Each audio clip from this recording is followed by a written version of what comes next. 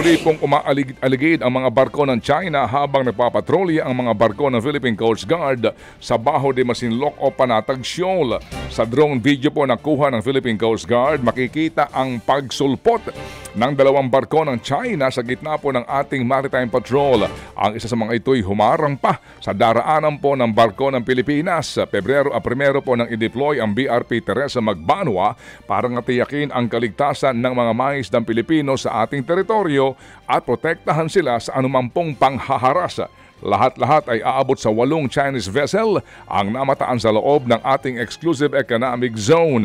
Nanatili sila sa lugar sa loob ng 9 na araw. Binuntutan daw ng mga ito ang BRP Teresa Magbanua ng higit sa 40 beses. Sa kabila niyan, professional daw po naman ang pagtugon dito at pakikipag-ugnayan ng PCG sa naturang mga Chinese vessels sa pamamagitan po ng radio challenge.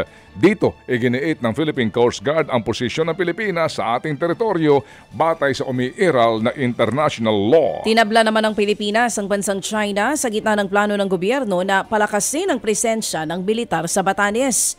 Kasunod pa rin yan ng baba ng China laban sa hakbang na ito ng Pilipinas. Sa isang pahayag nitong nakaraang linggo, sinabi ni Chinese Foreign Ministry spokesperson Wang Wenbin na mag-ingat ang Pilipinas at huwag maglaro ng apoy. Matapos sabihin ni Defense Secretary Gebo Chodoro na gusto niyang dagdagan ng military assets ng Pilipinas sa pinakahilagang probinsya. Sa isang pahayag, sinabi ng Defense Department na teritoryo ng bansa ang Batanes at hindi pwedeng diktahan ng China ang anumang gawain ng Pilipinas sa loob ng ating teritoryo. Ted Filon at DJ Chacha ngayon nasa Radyo 5 92.3 News FM Monday to Friday 6 to 10 a.m.